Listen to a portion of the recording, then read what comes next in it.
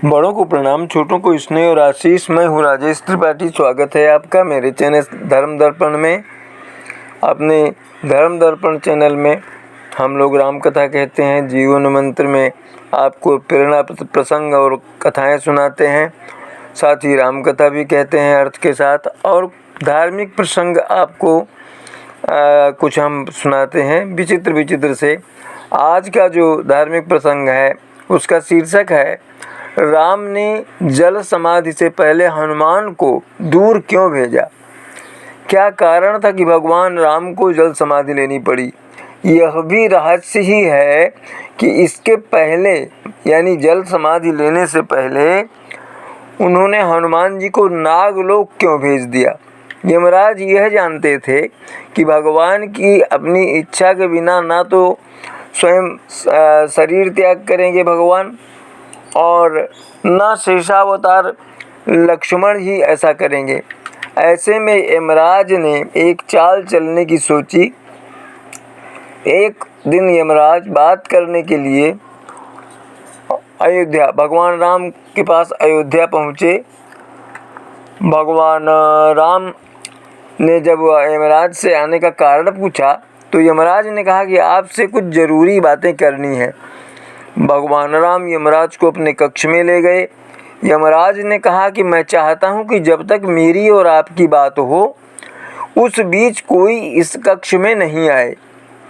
यमराज ने अपनी बात को आगे बढ़ाते हुए कहा कि अगर कोई बीच में आ जाता है तो आप उसे मृत्युदंड देंगे। भगवान राम ने यमराज की बात मान ली और यह सोचकर कि लक्ष्मण उनके सबसे आज्ञाकारी हैं, इसलिए उन्होंने लक्ष्मण जी को पहरे पर बैठा दिया बाहर द्वार पर, दरबार के द्वार पर। यमराज और राम जी की बात जब चल रही थी उसी समय दुर्वासा ऋषि अयोध्या पहुंच गए और राम जी से तुरंत मिलने की इच्छा प्रकट की। लक्ष्मण जी ने कहा कि भगवान राम अभी यमराज के साथ विशेष चर्चा कर रहे हैं। भगवान की आज्ञा है कि जब तक उनकी बात समाप्त नहीं हो जाए कोई उनके कक्ष में प्रवेश नहीं करे। इसलिए आपसे अनुरोध है कि आप कुछ समय प्रतीक्षा करें।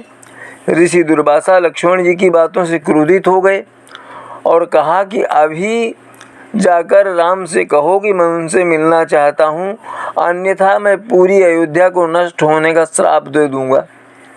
लक्ष्मण जी ने सोचा कि उनके प्राणों से अधिक महत्व उनके राज्य और उसकी जनता का है, इसलिए अपने प्राणों का मोह त्याग लक्ष्मण जी भगवान राम के कक्ष में चले गए। भगवान राम लक्ष्मण को सामने देखकर हैरान और परेशान हो गए। भगवान राम ने लक्ष्मण से पूछा कि ये जानते हुए भी कि इस समय कक्ष में प्रवेश करने वाले को मृत्युदंड दिया जाएगा, तुम मेरे कक्ष में क्यों आए हो।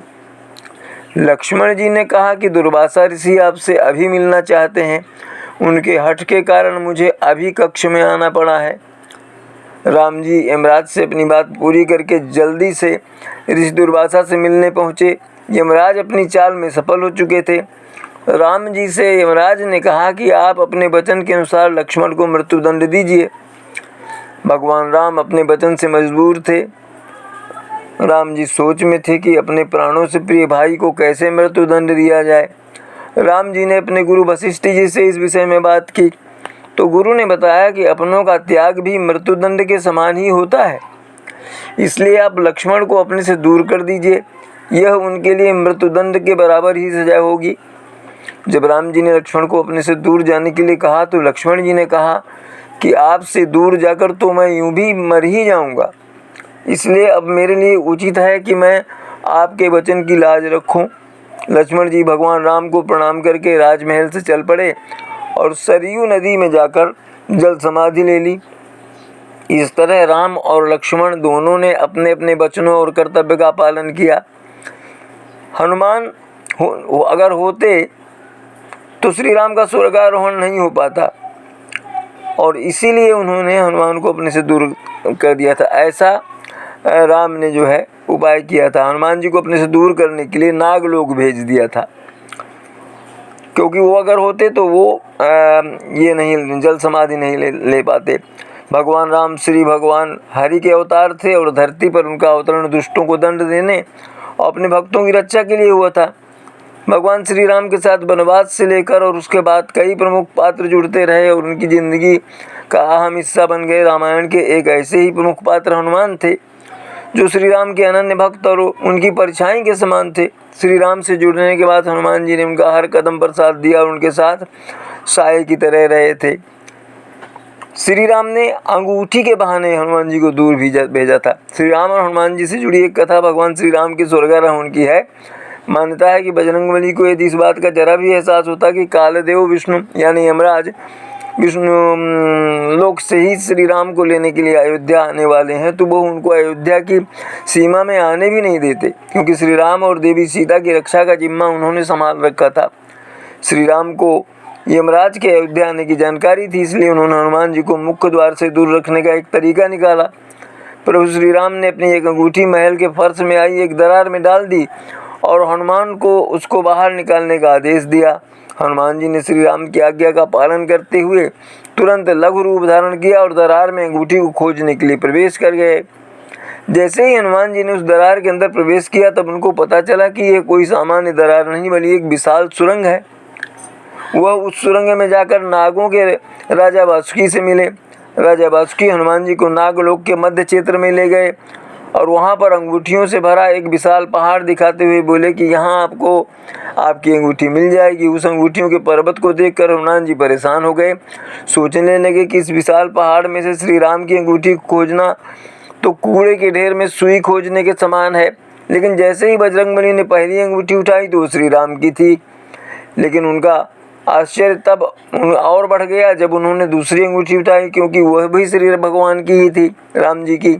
ये देख हनुमान जी को समझ नहीं आया कि उनके साथ यह क्या हो रहा है। हनुमान जी की दुविधा देखकर वासुकी मुस्कुराए और उन्हें कुछ समझाने लगे। वासुकी बोले कि पृथ्वी लोक एक ऐसा लोक है जहाँ जो भी आता है उसको एक दिन अवश्य वापस लौटना ही पड़ता है, जाना ही पड़ता है मृत्यु लोक में।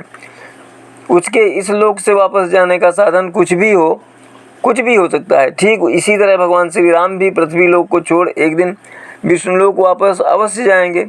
वासुकी की यह बात सुनकर भगवान हनुमान को यह समझने में देर नहीं लगी कि उनका अंगूठी ढूंढने के लिए आना और उसके बाद नागलोक पहुंचना ये सब श्री राम का ही सोचा समझा निर्णय था। बजरंगबली को इस बात का एहसास हो गया कि अंगूठी के बहाने उनको नागलोक भेजना जो है उनके कर्तव्य से हटाना था। मतलब अगर वो रहते वहाँ पर तो यमराज नहीं आ पाते, जिससे कि यमराज अयोध्या में प्रवेश कर सकें और श्री राम को उनके पृथ्वी पर जीवन की समाप्ति की सूचना दे सकें। हनुमान को यह भी एहसास हो गया कि जब वो अयोध्या लौटेंगे तो श्री राम नहीं होंगे। हनुमान से बड़ा राम भक्त कोई नहीं हुआ। उनकी स्वामी भक्ति के चलते ही मृत्यु के देवता यमराज भी अयोध्या में नहीं आ सके। मगर जब मृत्यु का समय निकट आया तो श्री राम ने खुद हनुमान को बहाने से खुद से दूर कर दिया। पौराणिक कथाओं के अनुसार जिस दिन कालदेव को अयोध्या आना था, उस दिन राम जी ने महावीर को मुख्य द्वार से दूर रखने के लिए अपनी अंगूठी महल के फर्श की दरार में डाल दी थी, जिसको खोजने वो नागलोक तक चले गए। तो वहाँ वासुकी ने उनको दिखाया पहाड़ अंगूठियों का, जिसमें हर अंगूठी राम की निकली।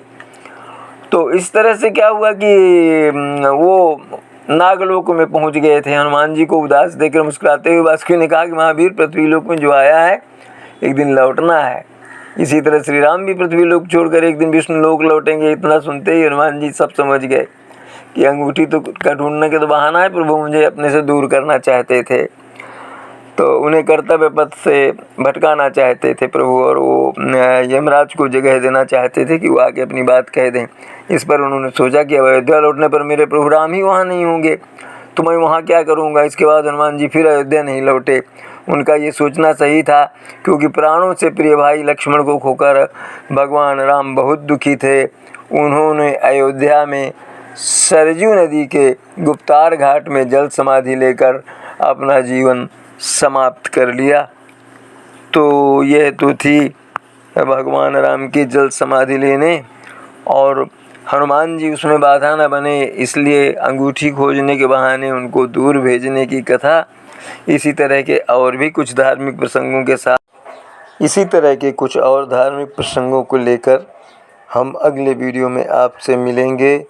तब तक के लिए नमस्कार, प्रणाम। आप सदा सपरिवार सुरक्षित, स्वस्थ और सानंद रहें, यही कामना है। इसी तरह हमारे चैनल का समर्थन करते रहिए। बहुत बहुत आभार।